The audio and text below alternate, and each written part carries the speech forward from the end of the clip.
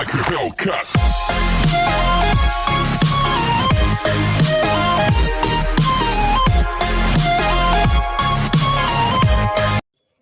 चलो भाई, question number 7 is y log y dx minus x dy is equals to 0.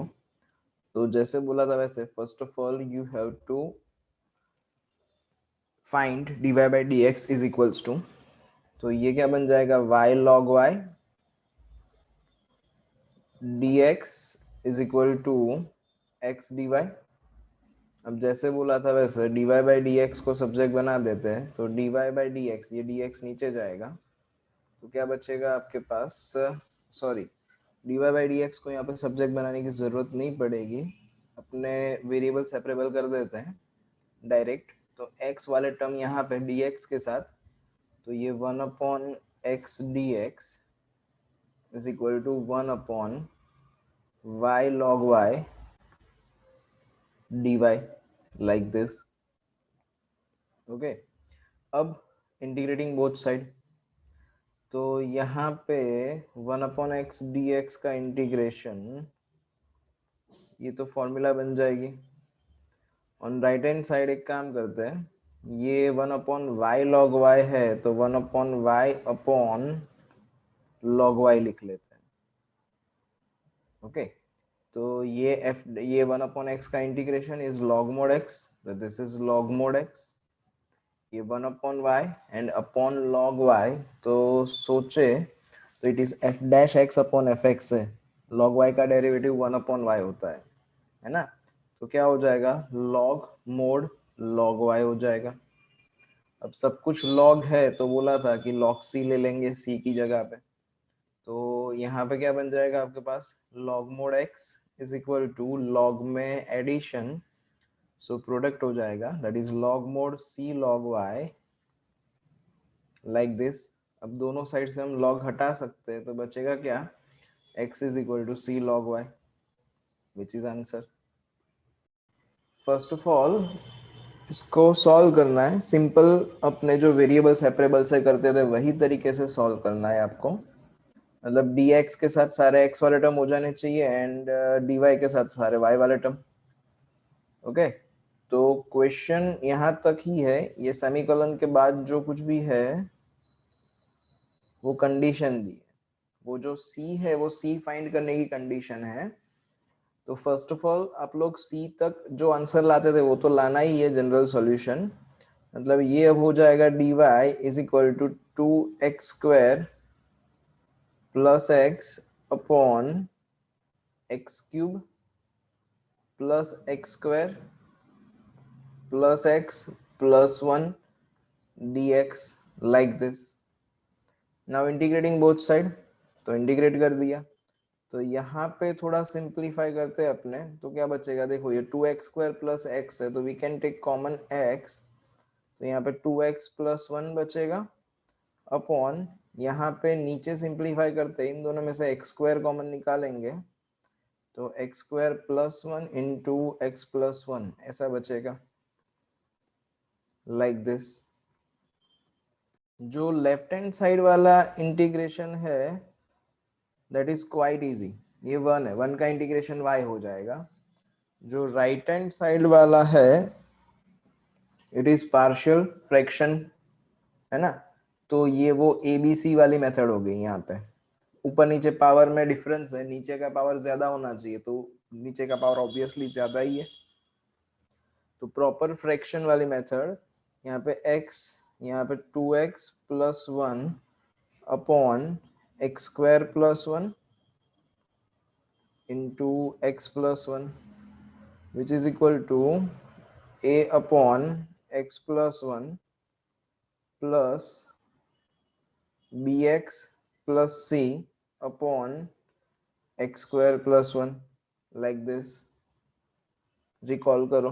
Okay, अब क्या करते थे अपने एलसीएम ले लो, तो इट इज x इंटू यहाँ पे 2x plus 1 is equal to a into x square plus 1 plus bx into x plus 1 plus c into x plus 1 like this. अब ABC फाइंड आउट करना है फर्स्ट ऑफ ऑल, तो is equals to b is equal to c equal to कैसे find करेंगे? तो let us say x is equals to 0, x is equal to 0 substitute कर देते हैं यहाँ पे, तो ये लेफ्ट हैंड साइड पे पूरा 0 हो जाएगा क्योंकि 0 इंटू एनीथिंग इट इज 0। तो 0 is equal to right hand side पे यहाँ पे x की जगह पे 0 रखो तो a बचेगा प्लस ये 0 बन जाएगा, यहाँ पे c बचेगा। तो एक इक्वेशन आपके पास ऐसा आया a plus c is equals to 0, ये इक्वेशन नंबर 1 ले लेते हैं। Then let x is equals to -1 because यहाँ पे x प्लस 1 0 करना है, तो x प्लस 1 0 कब होगा? जब x इज इक्वल टू -1 होगा तब। इसमें x इज इक्वल टू -1 रखो, ये -1 इंटू -2 प्लस 1, तो -2 plus 1 is -1, -1 into -1 that is +1 which is equals to, यहाँ पे ये हो जाएगा 2a, यहाँ पे 0, यहाँ पे भी 0, तो we will find the value of a is equal to क्या आ जाएगा? 1/2 आ जाएगा। ये a इज इक्वल टू 1/2 इसमें सब्सटीट्यूट कर दो तो c का वैल्यू मिल गया, c का वैल्यू इज -1/2। ओके, अब तीसरा b फाइंड करना बचा, तो यहाँ पे कोई भी रैंडम वैल्यू ले लेते हैं। Let x is equals to 1 ले लिया जाए, क्योंकि 0 हम यूज कर चुके हैं, -1 हम यूज कर चुके हैं, तो तीसरा कोई भी रैंडम वैल्यू, जैसे बोला था वैसे कि भाई आप x की जगह पे कोई भी वैल्यू रिप्लेस कर सकते हो, पर कैलकुलेशन आपको ही करना है, वो ध्यान में रख के वैल्यू सब्स्टिट्यूट करना। तो अगर x इज इक्वल टू 1 इसमें सब्स्टिट्यूट कर देते हैं तो इक्वेशन बनेगा आपके पास 3 इज इक्वल टू, यहाँ पे 1 सब्स्टिट्यूट करेंगे तो 2a, यहाँ पे 1 सब्स्टिट्यूट करेंगे तो 2b, यहाँ पे 1 सब्स्टिट्यूट करेंगे तो 2c। Now replace the value of a and c का वैल्यू है अपने पास, तो ये 3, a की जगह पे 1/2 तो 2 मल्टीप्लाई करेंगे तो 1, b का वैल्यू हमें ढूंढना है एंड c का वैल्यू -1/2 है, तो ये -1 बन जाएगा, तो +1 -1 कैंसल, तो b मिल जाएगा 3/2। तो ये हमारे पास a b c के वैल्यू आ गए। अब a b c का वैल्यू यहाँ पे रिप्लेस कर देते हैं एंड इंटीग्रेट करते हैं दोनों साइड पे, तो क्या बचा आपके पास? Integration of 1 dy is equals to, a का वैल्यू आपके पास हाफ, b का वैल्यू 3/2, c का वैल्यू -1/2, तो half upon x plus 1, integration of 1/2 upon x plus 1 plus b का value 3/2, that is 3/2 x minus 1/2 upon x square plus 1. Okay, now simplify this, तो ये बना इंटीग्रेशन ऑफ 1 dy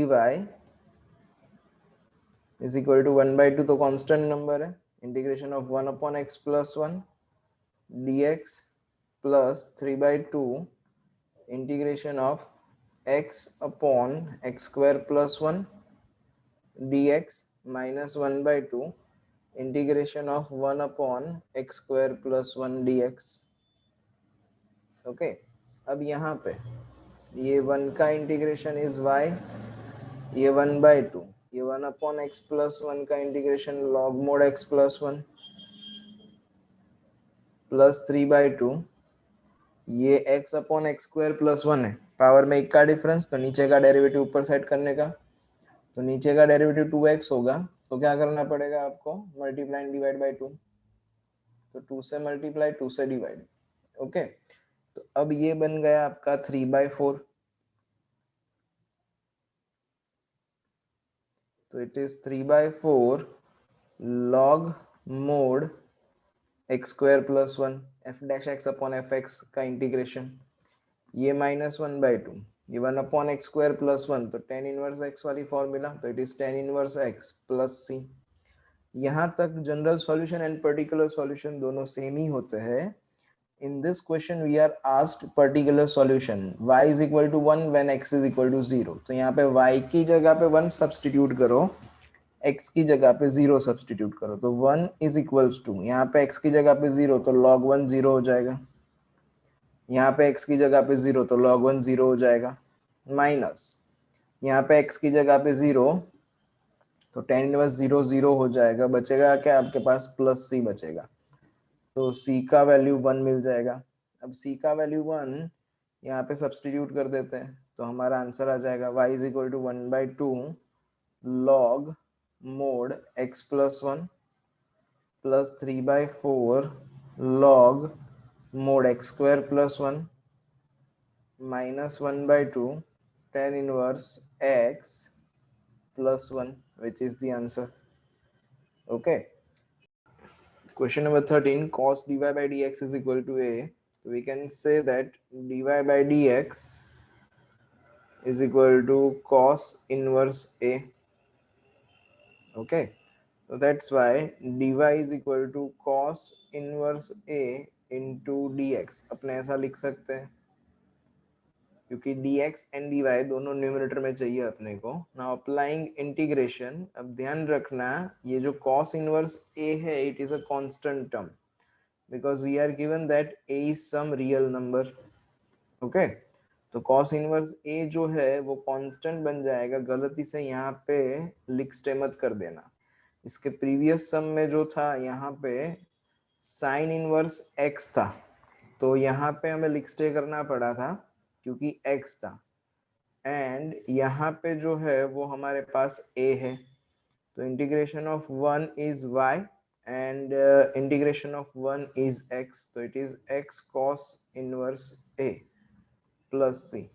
ऐसा अब क्या बोला है, y equal to 1 when x is equals to 0, तो y is equal to 1 substitute करो and x is equal to 0 substitute करो तो we will get the value of c। तो 1 is equal to 0 plus c, तो c का value is 1। ये जो c का वैल्यू आया उसको यहाँ पे वापस रिप्लेस कर देते हैं, तो y is equal to x cos inverse a plus 1 which is answer. Find the equation of the curve passing through the origin whose differential equation is y dash is equal to e raised to x sin x. तो y dash मतलब dy by dx हो गया, तो dy by dx is equal to e raised to x sin x बोला हुआ है।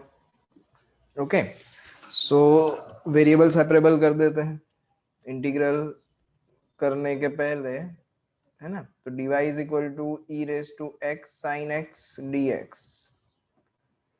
Now integrating both side like this, तो ये 1 का इंटीग्रेशन तो y बन जाएगा, यहाँ पे e raised to x sin x का इंटीग्रेशन तो आप लिखस्टे से भी कर सकते हो, या तो फिर एक शॉर्टकट के लिए फॉर्मूला याद रखने को बोला था, e raised to ax sin bx plus K.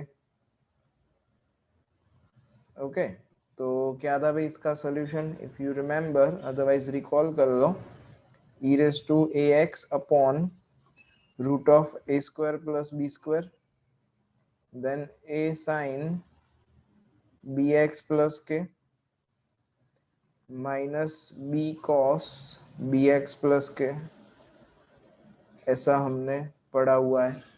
Okay, ये शॉर्टकट याद रखना, e raised to ax sin bx plus k, तो e raised to ax upon root of a square plus b square, then क्या याद रखवाया था, पहले a आएगा ABCD में, बाद में b आएगा, तो पहले a then as it is लिख दो, देन साइन का इंटीग्रेशन क्या होगा, तो minus cos, that's why minus a के बाद b and cos bx plus k. अब इसको सिंप्लीफाई करो, तो integration of 1 dy is y which is equal to e raised to x upon root 2 and a का वैल्यू 1 तो sin x, k का value 0 है यहाँ पे, माइनस b का वैल्यू भी 1 है तो cos x plus c which is the answer. Okay, अब ज्यादा थोड़ा सोचे तो यहाँ पे बोला गया है particular solution, the curve is passing through 0 0, अगर कर्व 0 0 में से पास होता है तो हमारे पास x एंड y का वैल्यू है, तो x is equal to 0, y is equal to 0 substitute कर दो इसमें, तो हमें c का वैल्यू मिल जाएगा। तो 0 is equal to e raise to 0 upon root 2 into sine 0 minus cos 0 plus c। तो 0 ये तो पूरा इधर चला जाएगा तो 0, तो sine 0 is 0 and cos 0 is 1, तो माइनस 1 प्लस c। तो c का वैल्यू क्या बन गया, 1 बन गया। तो c इज इक्वल टू 1 जो है उसको सब्स्टिट्यूट कर दो यहाँ पे, तो it will give us answer y is equal to e raise to x upon root 2 sine x minus cos x plus 1, like this. Question number 17 is something like this. Find the equation of the curve passing through the point 0, minus 2. Given that at any point x, y on the curve, the product of the slope of its tangent and y coordinate of a point is equal to the x coordinate of a point. तो product किसका product, slope का product. तो slope of tangent मतलब क्या था, dy by dx is equal to slope of tangent. तो ये हमें दिया हुआ है कि dy by dx that is slope of tangent का प्रोडक्ट किसके साथ, y कोऑर्डिनेट के साथ। तो y into dy by dx is equals to क्या, is equal to x coordinate, तो is equal to x, like this. Okay, अब simple हो गया, इसको सिंप्लीफाई करना है तो क्या हो जाएगा, y dy is equal to x dx, variable separable. Now integrating both side, तो इंटीग्रेट करेंगे तो ये y square by 2 is equal to this one is x square by 2 plus c. Now the curve is passing through the point 0, minus 2. तो 0, minus 2 belongs to curve. That's why x की जगह पे हम 0 रख देते हैं, y की जगह पे माइनस 2 रख देते हैं। तो 4/2 is equal to 0 plus c। तो यहाँ से c का वैल्यू मिला 2 अपने को, एंड ये जो c का वैल्यू मिला उसको वापस रख दो। तो answer is y square upon 2 which is equal to x square upon 2 plus 2। Okay, now simplify this. तो ये y square is equal to x square plus 4 बन गया, खाली 2 LCM ले लिया, तो ये आंसर बन गया।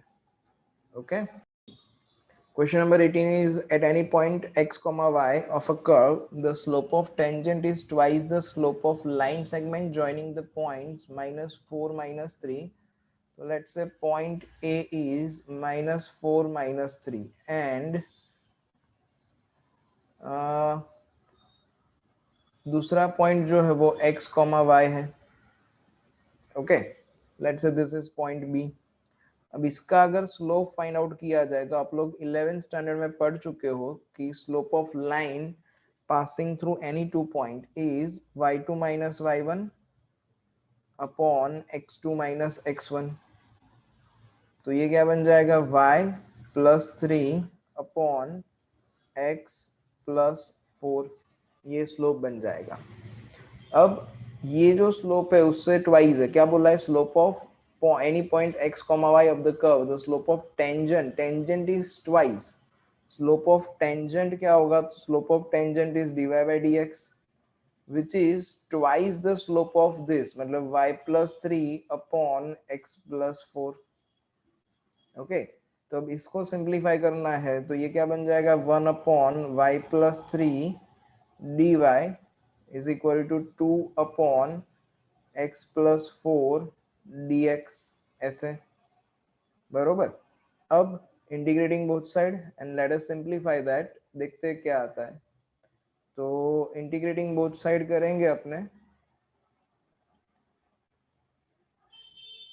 तो 1 अपॉन y प्लस 3 का integration is log y plus 3, that is equal to 2 log mod x plus 4। सब कुछ log log है तो एक काम करते हैं, log c ले लेते हैं ताकि पूरा log हटा सके।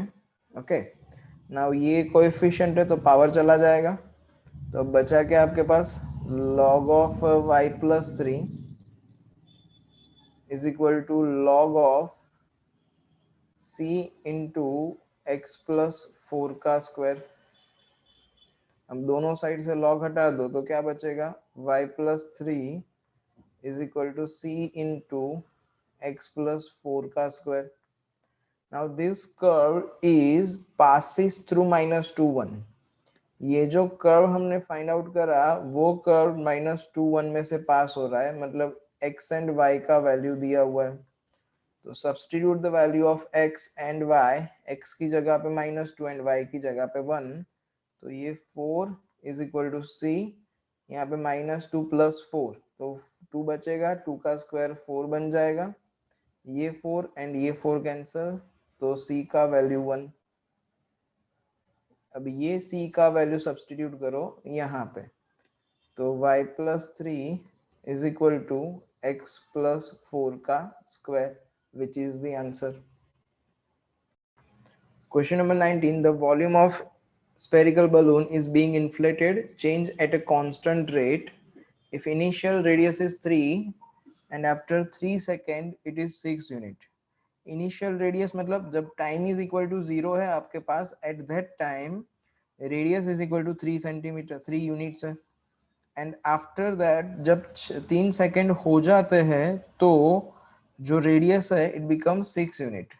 Find the radius of balloon after T seconds, मतलब जब टी सेकेंड हो जाएंगे तब हमें रेडियस फाइंड आउट करनी है। ओके क्या बोला है हमें कि इट इज अ कांस्टेंट। क्या कांस्टेंट है, volume of a spherical balloon का रेट जो है वो कांस्टेंट है। ओके तो let us start with that. dv by dt is equals to constant दिया हुआ है,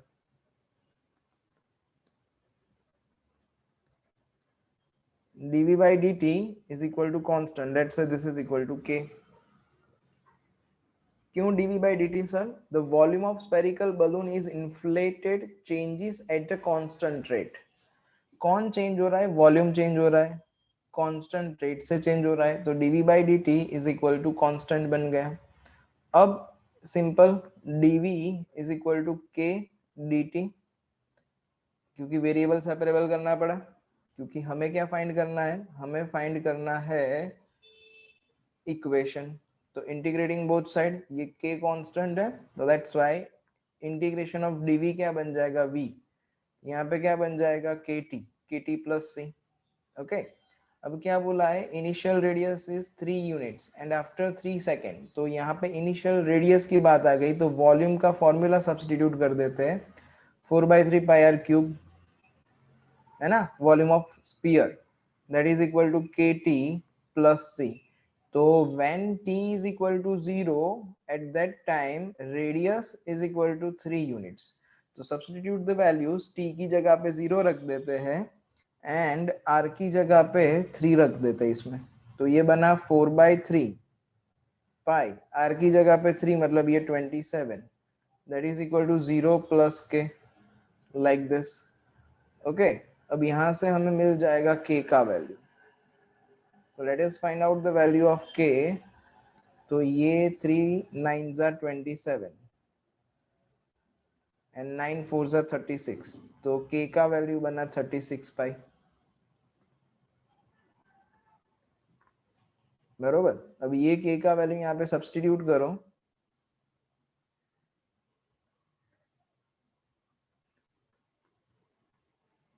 सॉरी यहाँ पे c आएगा k नहीं, c इज इक्वल टू 36 पाई।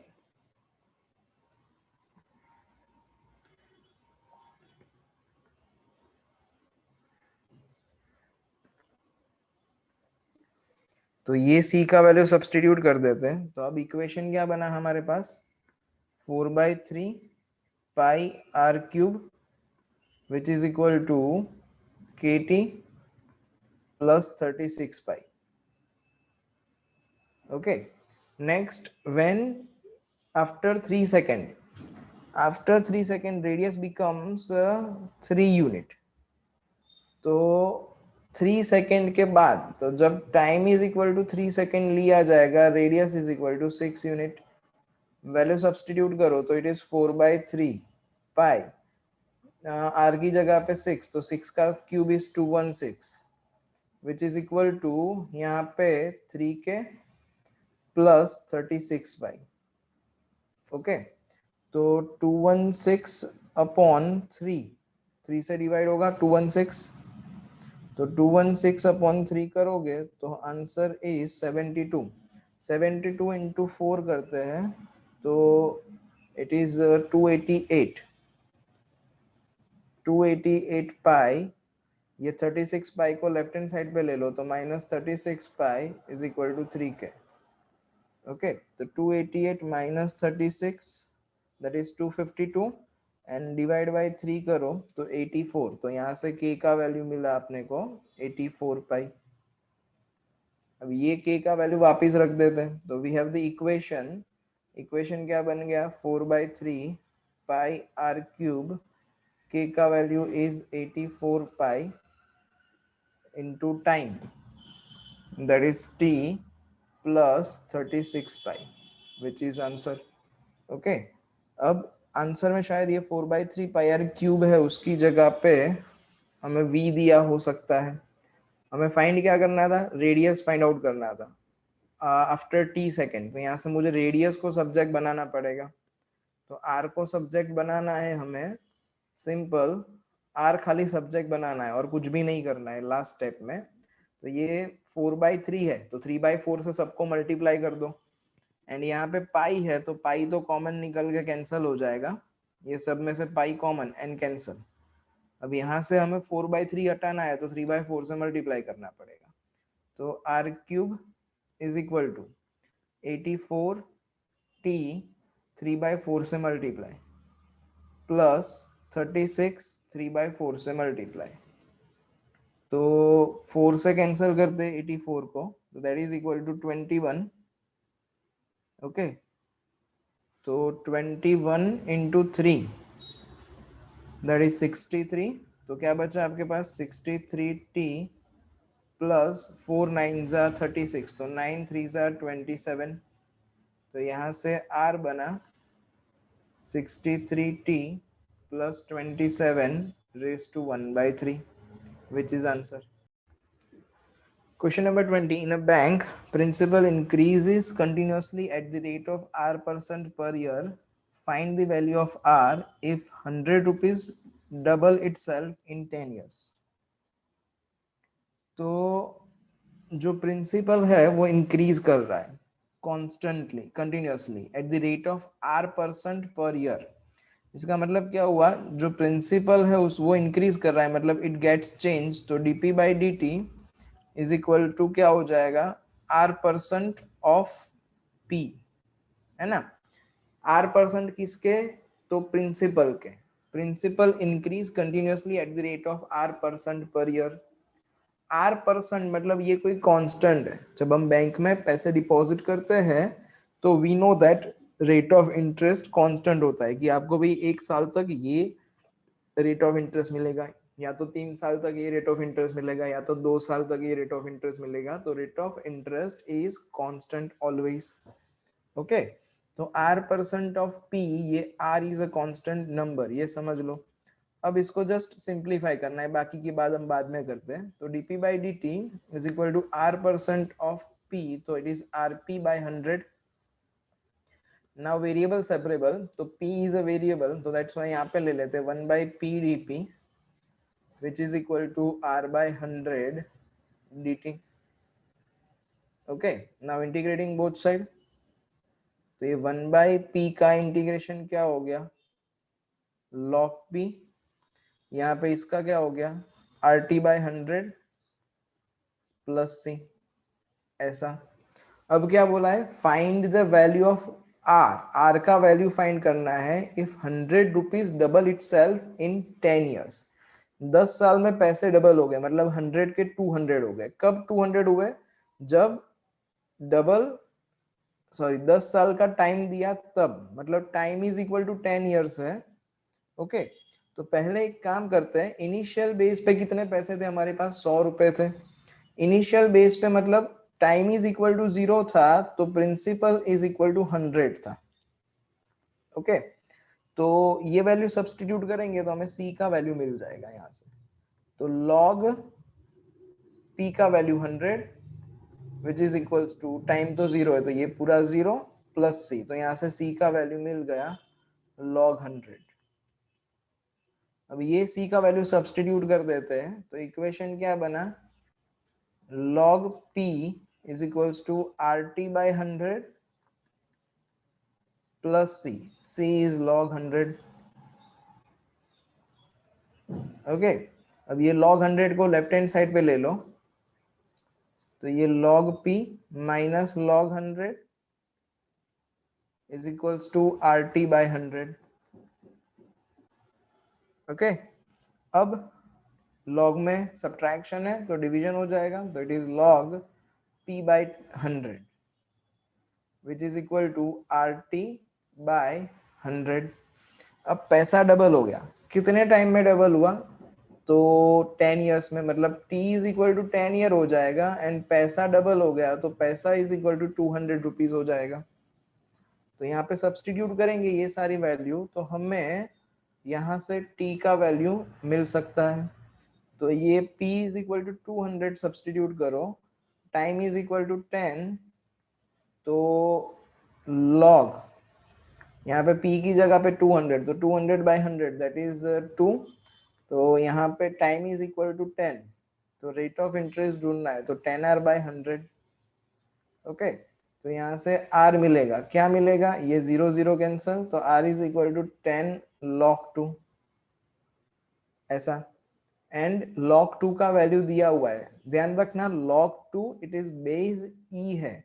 अब जो 0.3010 वैल्यू जानते हो वो वैल्यू 10 बेस पे है, यहाँ पे हम नेचुरल बेस की बात कर रहे हैं, ई बेस की मतलब ln की। तो आप लोग को पता है कि 0.3010 को ln में कन्वर्ट कर, ln का आंसर लाना हो तो 2.303 से मल्टीप्लाई करते हो आप। यहाँ पे हमें बुद्धि चलाने की जरूरत नहीं है, एग्जाम में भी आपको यहाँ पे दिया ही होगा वैल्यू, तो ये वैल्यू खाली जस्ट सब्स्टिट्यूट कर दो, तो 10 इंटू 0.6931, तो which is equal to 6.931%। Okay, answer